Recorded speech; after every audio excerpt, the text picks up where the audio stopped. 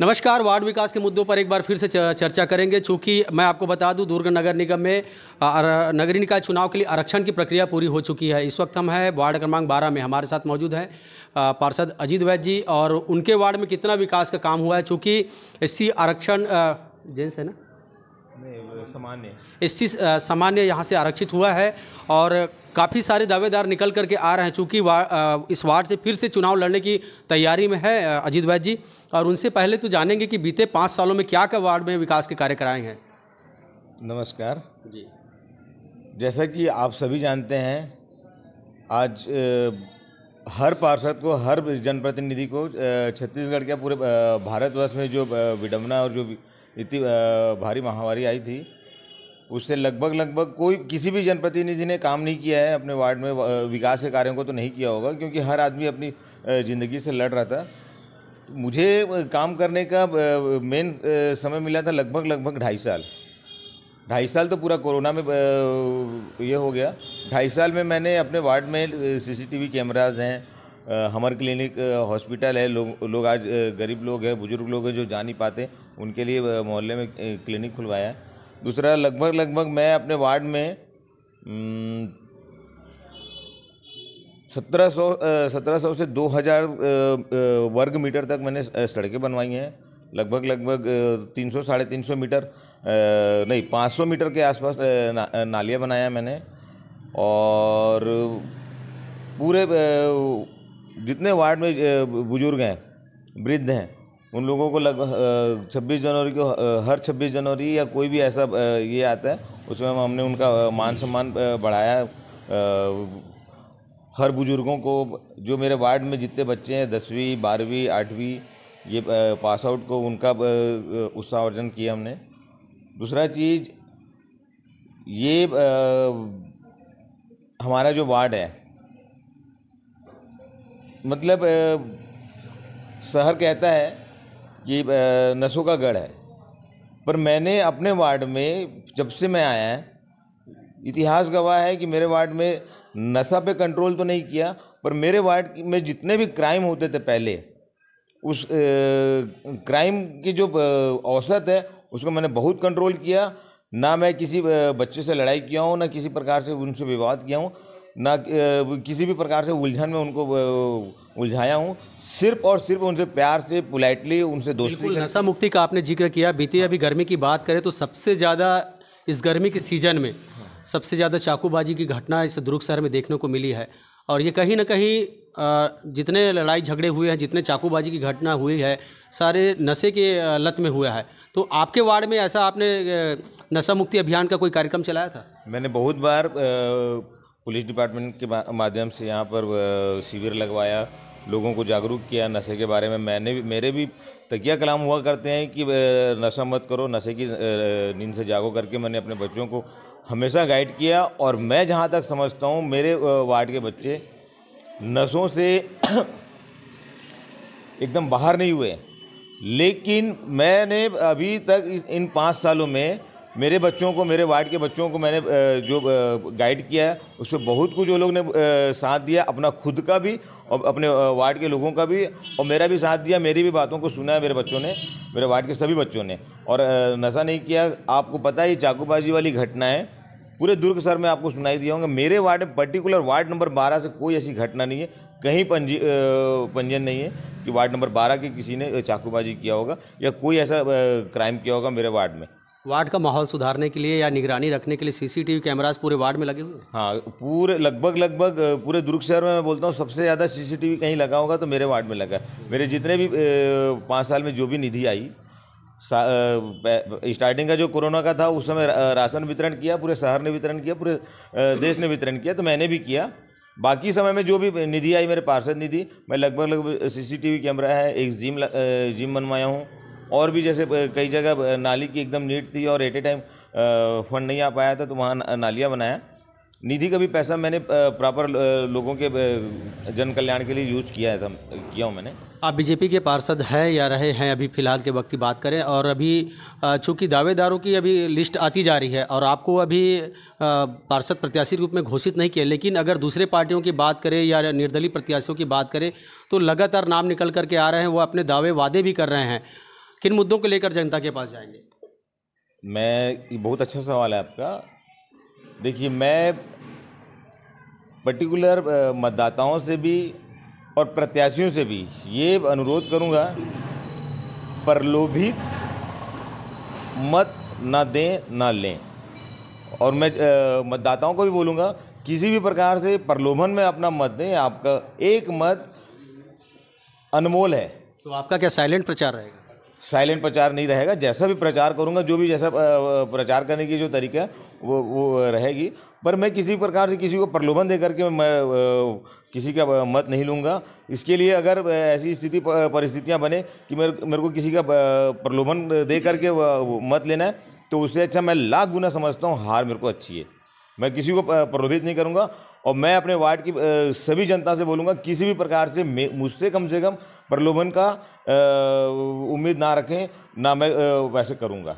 मैं किसी प्रकार से प्रलोभन का ये नहीं रखूँ, नहीं, बिल्कुल नहीं रखूँगा। अजीत वैद्य जी, गर्मी के दिनों में हम लोग देखा कि इस बार जो है कहीं ना कहीं छत्तीसगढ़ में काफ़ी ज़्यादा भीषण गर्मी पड़ी और सभी वार्डों में अगर देखा जाए नगरीय निकाय क्षेत्र में तो पानी की बड़ी किल्लत हुई थी। ग्रामीण क्षेत्र से भी लोग जो है जिला मुख्यालय पहुंच रहे थे। आपके वार्ड में इस बार पानी की क्या स्थिति थी पेयजल को लेकर के गर्मी के सीजन में?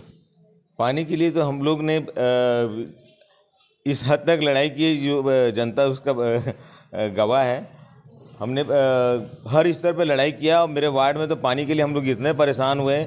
आज जो सरकार बैठी हुई थी नगर निगम में, उन्होंने हमको धर्राशाही उन्होंने अपना जेब भरा हुआ है, वही लगा मुझे। अब उसका फल मैं और मेरी जनता ने इस हद तक भरा हुआ है। 15-15 दिन 20-20 दिन हम लोग पानी के लिए परेशान हुए। आपने सुना होगा किसी आदमी को अन्न से भूखे रहते हुए। मैंने देखा है करीब से मेरे लोगों को पानी से भूखे रहना है। भाई 12 बजे 1 बजे तक टैंकर आता था, उसके बाद पानी भरते थे, तब खाना बनता था मेरे लोग। मैंने वो लोगों की किल्लत देखी है और उसके लिए मैं रोड पे भी उतरा हूँ। मैंने नगर निगम में जा कर के आमरण अनशन करने की स्थिति में पहुँच गया था मैं। और मैंने जितना मेरे से बन पड़ा लड़ाई क्यों अपने जनता के लिए, और हर घर तक पानी पहुँचाने का बीड़ा उठाया था और मैंने पहुँचाने की कोशिश की। विधानसभा चुनाव के बाद जब शहर सरकार बनी तो हमने देखा कि पूरे दुर्ग शहर में स्वागत अभिनंदन हाथ जोड़ते हुए एक पोस्टर बैनर जो पूरे दुर्ग शहर में अजीत वैद्य का लगा हुआ था। वार्ड पार्षद से निकल कर कहीं अगर आरक्षण आती तो आप महापौर चुनाव लड़ने की इच्छा बना रहे थे? नहीं, ये आप लोग का हर प्रेस का और हर मीडिया वालों की ऐसी ये होती है, धारणा होती है कि पोस्टर लग गया है। मेरा विधायक और मेरे विधायक जी का और मेरा पोस्टर मैंने लगाया था, क्योंकि ऐसा कुछ ये नहीं था कि 9 वर्ष की हम लोग ने ये बधाई नहीं दी थी, तो हमने दिया था। और पोस्टर लगाना हम लोग का, मेरा महापौर बनने का उद्देश्य नहीं था भैया। बाकी लोगों ने, हर आदमी की अपनी मानसिकता, वो उनके आपके बारे में क्या बोलता है, क्या सोचता है, उनकी अपनी ये धारणा है। बाकी मेरा कभी ऐसा मानना नहीं था। वो एक अलग बात है कि हर एक पहली क्लास का बच्चा दूसरी क्लास में जाने के लिए सारी तैयारियां करता है। पर मुझे आज 8% ये परिस्थितियां नहीं थी कि मुझे महापौर बनना है और मैं महापौर बन जाऊं, ऐसा मेरे मन में आज के डेट में तो नहीं था। आगे भविष्य में पार्टी क्या चांस देती, कैसा क्या करते हैं, या समय क्या बोलता है, उसको भविष्य जाने और पार्टी जाने इस चीज़ को। हर चुनाव में जो परिस्थितियां विपरीत होती है, बीते पंचवर्षीय में जो है परिस्थितियां विपरीत रही होंगी। इस बार जो चुनाव जो है किस तरह की परिस्थिति रहेंगी और कितना कठिनाई का सामना इस बार करना पड़ेगा? क्या लगता है इस बार चुनाव में कितना कठिन चुनौती मानते हैं? देखिए, बिना चुनौती के अगर हम जीत जाएँ तो मज़ा भी नहीं आता। अब मैंने तो अपने बचपन से मैंने खुद से ये लड़ाई किया। मोस्ट वेलकम प्रॉब्लम, कितनी बड़ी भी परेशानी आए, कुछ भी कठिनाई आए, मैं डट के सामना करने के लिए एकदम अंदर से मजबूत रहता हूँ और जीवन भर रहूँगा। इसके लिए कहीं किसी की ये नहीं है आसानी से लड़ के जीत जाना, वो तो ये नहीं है। आपने कभी सुना होगा मेरे बारे में, पिछले बार प्रचार में चलता था, लहरों के साथ हर आदमी चलता है, लहरों के साथ हर आदमी चलता है, लहरों को काट के चलने का नाम अजय पेंटर है। ये आप किसी से भी पूछ लेना, मैंने कभी भी कठिनाइयों से, मुश्किलों से, और कितनी भी वो आ जाए, मैं अपने स्तर की कोशिश पूरी करूंगा जनता की सेवा करने के लिए मैं मैदान में उतरा हूँ, ना कि खुद का पद पाने के लिए, खुद का कद बढ़ाने के लिए। ये तो सेवा भावना है, सेवा करने की मानसिकता से मैं मैदान में उतरा हूँ। अगर जनता मुझे नकारना चाहे तो नकार दे, कोई दिक्कत नहीं, मैं समझूंगा वो भी। बिल्कुल, आपने बहुत बड़ी बात की। लहरों के साथ हर कोई चलता है, लेकिन लहरों को जो चीर कर चलता है वही असली आदमी है। चुनाव है तो जाहिर सी बात है, जनता को रिझाने के लिए पार्टी जो कैंडिडेट रहते हैं, प्रत्याशी रहते हैं, जनता के बीच में कोई ना कोई अपना एक दावा प्रस्तुत जरूर करते हैं। आपके क्या दावे और वादे, किन मुद्दों को लेकर जनता के पास पहुँचे? हाँ, ये भी चीज़ अच्छी है। मैंने पिछले 5 साल पहले भी ना, मैं अपने लोगों से एक वादा किया था कि मैं डोर टू डोर हर महिलाओं के लिए ना उनके घर में एक रोज़गार दूंगा। और इसके लिए मैंने पार्षद निधि में ऐसा प्रावधान मैंने बहुत बार कोशिश किया, पर मुझे नहीं मिल पाया। पर हम वार्ड वासियों ने, सभी महिलाओं ने और कुछ मेरे युवा साथियों ने, हम लोग ने एक प्लान किया हुआ है कि हर एक घर से एक महिला 2 महिला आकर के ना अपन कुछ चंदा करके एक फैक्ट्री डालने का है, शर्ट का या किसी भी चीज़ का। और उसको पहले अपन दुर्ग में मार्केट में डालेंगे, फिर भिलाई, फिर रायपुर, ऐसा करते करते पूरे छत्तीसगढ़ में उसको फैलाएंगे। और उससे होगा ये कि मेरे वार्ड के जो महिलाएं हैं आज बाहर जा कर के काम करती हैं, उनको घर में मिल जाएगा। मेन मेरा तो ये है कि उनके घर तक रोजगार पहुंच जाए।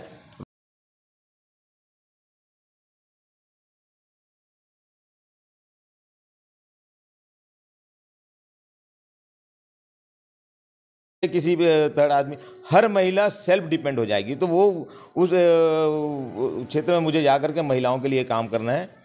दूसरा चीज़, मेरे वार्ड में गार्डन के लिए ज़मीन नहीं है, और एक भवन था जो एकदम जर्जर खस्ता हाल में था, तो उसको अभी मैंने उसका जीर्णोद्धार किया हूँ। वहाँ पर हॉस्पिटल वगैरह बना दिया, कंट्रोल वहाँ पर ला दिया। वहाँ पर दुनिया भर के नशों का अंबार हो गया था, नशा की जगह बन गई थी, असामाजिक तत्वों का जमावड़ा हो गया था।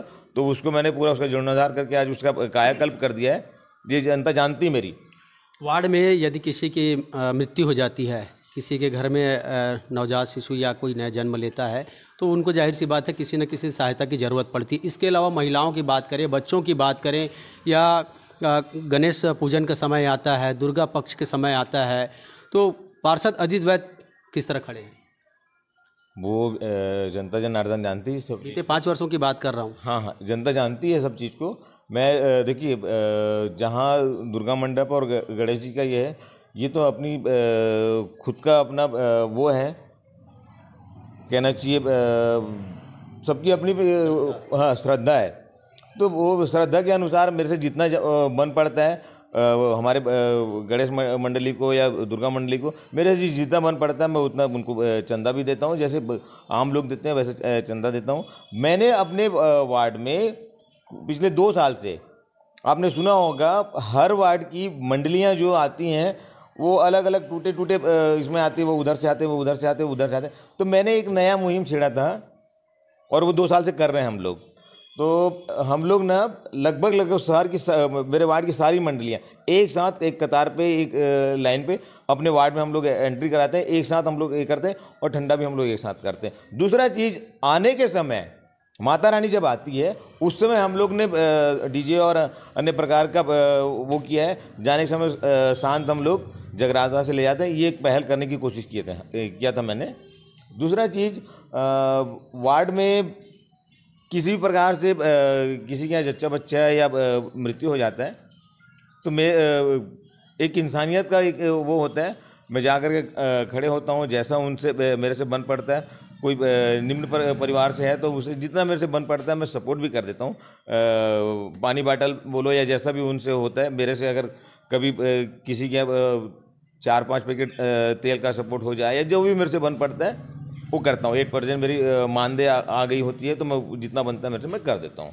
एक आखिरी सवाल, आदर्श वार्ड को लेकर के पार्षद अजीत वैद्य क्या सोचते हैं? एक बार और पूछिए। आदर्श वार्ड को लेकर के पार्षद अजीत वैद्य की क्या सोच है? आदर्श वार्ड बनाने के लिए हर पार्षद की अपनी एक मानसिकता होती है, और मैं अपने वार्ड को आदर्श बनाने के लिए जी तोड़ मेहनत करूंगा। और मैं इस बार पूरा कोशिश करूंगा कि अपने वार्ड को इस बार आदर्श वार्ड बनने का बिल्कुल किताब लेकर आऊँगा। आपके वार्ड 12 की जनता को कोई अपील करना चाहिए? वार्ड नंबर 12 के सभी जनता से मैं यही अपील करूंगा, प्रलोभन पे अपना मत ना दें। आपका मत जो है बहुत कीमती है, अनमोल है, उसी कीमत को समझिए। किसी भी प्रकार से प्रलोभन में अपना मत ना दें। भले मुझे मत दें, कोई दिक्कत तकलीफ नहीं है, मुझे आप नकार दो, कोई तकलीफ नहीं है, लेकिन अपने मत का सही उपयोग करो और सही आदमी जो आपका प्रॉपर आपके समय पे खड़ा हो, आपकी सेवा कर सके, आपके लिए एकदम फ्लेक्सिबल हो, उस आदमी को सेलेक्ट करके आप अपना मतदान करें। ये थे पार्षद अजीज वैद, वार्ड क्रमांक 12 से कैंडिडेट के रूप में अपना दावा प्रस्तुत करने जा रहे हैं। और बता दूं पिछले 5 साल में यहाँ के पार्षद रहे हैं स्थानीय और काफ़ी विकास के काम कराएं। सदी की सबसे बड़ी त्रासदी की बात करें कोरोना महामारी, तो उनमें भी उन्होंने काफ़ी बढ़ चढ़कर लोगों का सहयोग किया।